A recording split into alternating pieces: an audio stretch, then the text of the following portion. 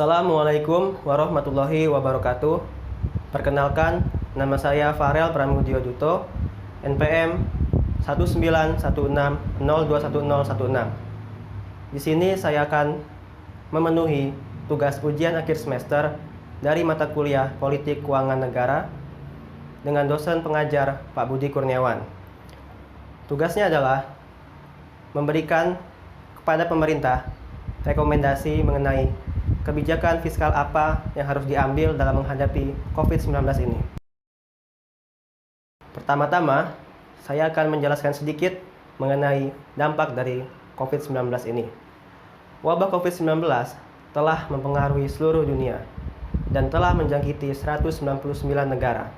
Oleh karena itu, setiap negara sudah melakukan tindakan yang cepat untuk mengatasi COVID-19 ini serta mengurangi dampaknya terhadap bidang kesehatan, ekonomi, serta politik. Pertama, dampak COVID-19 terhadap kesehatan. Menurut virologis dan mikrobiologis, COVID-19 merupakan virus yang mudah sekali untuk menyebar, walaupun fatality rate-nya atau tingkat kematiannya di bawah dari virus flu burung dan penyakit demam berdarah. Namun, virus COVID-19 ini sangatlah berbahaya bagi orang-orang yang telah lanjut usia, terlebih bagi mereka yang memiliki penyakit bawaan seperti penyakit jantung, diabetes, dan pernapasan akut. Semenjak kemunculan pertama kalinya di Tiongkok, virus yang menyerang paru-paru ini telah menyebar sampai ke Eropa dan menyebabkan Italia menjadi episentrumnya. Nah, setelah keadaan di Tiongkok dan Eropa mulai membaik, virus ini menemukan episentrumnya yang baru, yaitu Amerika Latin. Menurut Pan Organization Health di Amerika Serikat, kasus positif COVID-19 di Amerika Latin berjumlah 2,4 juta orang dan kasus yang meninggal berjumlah 143.000 jiwa. Bahkan kasus yang terjadi di Amerika Latin ini melebihi kasus yang ada di Amerika Serikat dan Eropa. Mengapa hal ini bisa terjadi? Hal ini bisa terjadi karena ada 3 negara yang setiap harinya kasus COVID-19 terus bertambah. Ketiga negara ini adalah yang pertama, negara Brazil, kedua negara Chile,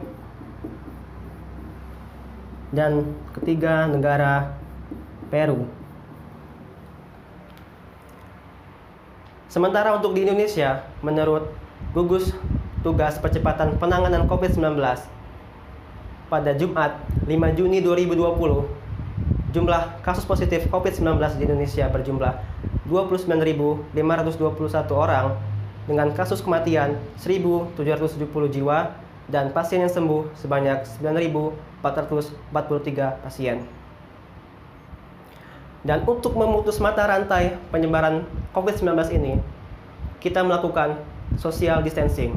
Menurut Center for Disease Control and Prevention Amerika Serikat, social distancing adalah menjauhi keramaian, menghindari perkumpulan massal, menjaga jarak antar manusia sejauh 1-2 meter, termasuk bekerja dari rumah atau work from home, kampus-kampus dan sekolah-sekolah ditutup dengan melakukan pengajaran online, dan beribadah dari rumah. Social distancing ini sangatlah berpengaruh bagi kehidupan sosial di masyarakat Indonesia. Mengapa? Karena masyarakat Indonesia terkenal guyup dan suka sekali bersalam-salaman, suka sekali berkumpul, seperti pada acara pernikahan, acara khitanan, dan upacara adat, walaupun sekedar nongkrong-nongkrong. Namun gara-gara COVID-19 ini, masyarakat Indonesia harus menunda itu semua dulu. 2. Dampak COVID-19 terhadap ekonomi. Dalam menghadapi COVID-19, pemerintah harus mengambil pendekatan yang cepat dan prudent untuk mengurangi dampaknya terhadap perekonomian. Bahkan, beberapa ahli mengkhawatirkan jika dampak yang diberikan COVID-19 ini lebih berbahaya di bidang ekonomi daripada di bidang kesehatan. Dan jika itu terjadi, maka pertumbuhan ekonomi akan melambat. Jika pertumbuhan ekonomi melambat, maka daya serap tenaga kerja akan berkurang, pengangguran akan bertambah, dan kemiskinan akan meningkat. Sektor yang paling terdampak akibat COVID-19 ini adalah sektor pariwisata. karena adanya larangan traveling dan konsekuensi dari social distancing itu sendiri. Imbasnya merembet ke industri perhotelan, industri restoran, retail, transportasi, dan lain-lain. Akibat dari COVID-19 ini menyebabkan ekonomi Indonesia mengalami resesi atau pertumbuhan ekonomi yang melambat, pertumbuhan ekonominya lesu. Nah, jika kita gambarkan sebagai kurva, maka akan seperti ini.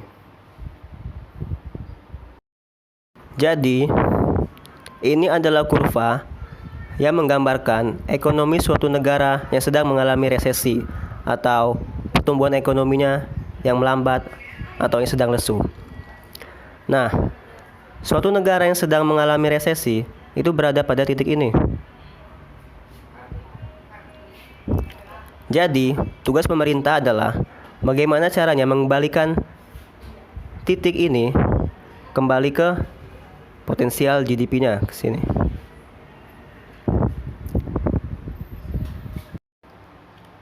Dalam konteks tugas ini yaitu kebijakan fiskal. Jadi, kebijakan fiskal itu adalah kebijakan ekonomi yang dibuat oleh pemerintah untuk mengarahkan perekonomian dengan cara melakukan perubahan pada pengeluaran dan pendapatan pemerintah. Di dalam bidang fiskal, pemerintah dapat menggunakan dua cara. Yang pertama, refocusing kegiatan. Refocusing kegiatan di mana para pimpinan, para menteri, para gubernur, para wali kota, dan bupati semuanya ini harus fokus dalam menangani COVID-19 ini sampai selesai. Lalu cara kedua yaitu realokasi anggaran, di mana ada dana khusus yang digunakan untuk penanganan COVID-19 ini. Dana-dana tersebut bisa dipakai dan digunakan untuk yang pertama, untuk belanja di bidang kesehatan. Untuk belanja di bidang kesehatan, seperti pemerintah membeli alat-alat kesehatan, fasilitas-fasilitas kesehatan, obat-obatan, dan insentif tim medis yang menangani COVID-19 serta kebutuhan-kebutuhan lainnya. Lalu kedua, untuk perlindungan sosial. Perlindungan sosial seperti melalui Kartu Indonesia Pintar, program Keluarga Harapan, Beras Sejahtera, dan Kartu Sembako.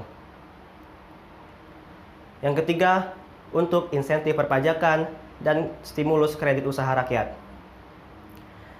Insentif perpajakan bisa digunakan untuk para mereka yang terdampak COVID-19, sehingga mereka dapat melakukan kegiatan usahanya tanpa terbebani oleh pajak.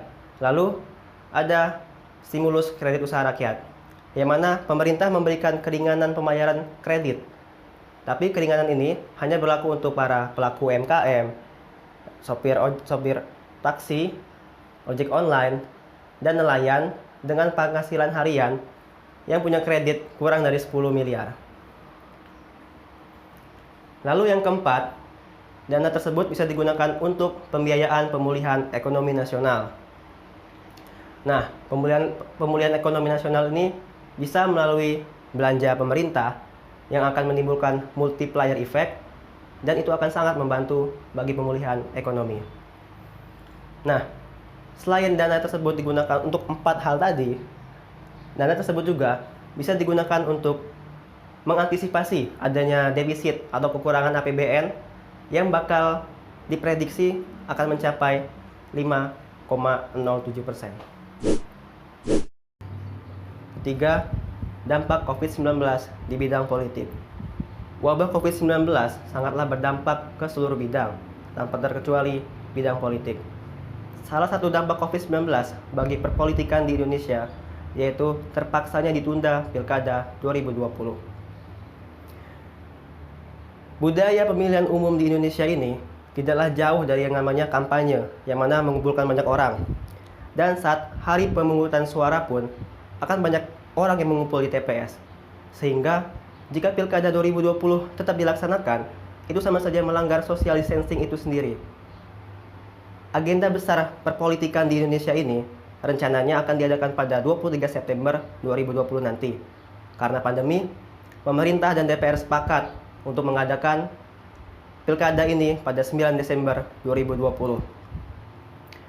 Menurut Ketua KPU, Arief Budiman mengatakan pihaknya bersama pemerintah dan DPR sudah tidak mungkin lagi untuk menunda pilkada yang akan diselenggarakan pada 9 Desember nanti. Ia menegaskan bahwa pelaksanaan tersebut tidak akan bisa ditunda. Namun, saya merekomendasikan jika kesepakatan antara pemerintah dan DPR untuk menyelenggarakan pilkada pada Desember nanti sebaiknya ditunda. Mengapa? Karena itu terlihat terlalu memaksa dan tidak realistis. Pertama, terlalu memaksa. Karena belum tentu COVID-19 pada Desember nanti akan hilang. Bahkan, menurut pakar epidemiologi Universitas Indonesia, Syahrizal Syarif pernah mengatakan, butuh waktu 6 bulan agar kehidupan kembali normal jika suatu pandemi telah dinyatakan selesai. Kedua, tidak realistis. Jika pilkada tetap dilaksanakan pada Desember nanti, menurut Ketua Konstitusi dan Demokrasi Ferry Junaidi mengatakan, tidak akan ada anggaran yang cukup memadai untuk menjamin kesehatan para penyelenggara, para pemilih, dan peserta di tengah COVID-19 ini. Dengan dimundurkannya atau ditundanya pilkada ini sampai ke 2021, sehingga setidaknya pemerintah dan otoritas terkait memiliki waktu yang luang untuk mempersiapkan diri. Penundaan 1 tahun dinilai cukup untuk menyelesaikan pembentukan regulasi, menyelesaikan anggaran, atau bahkan menyelesaikan pandemi COVID ini.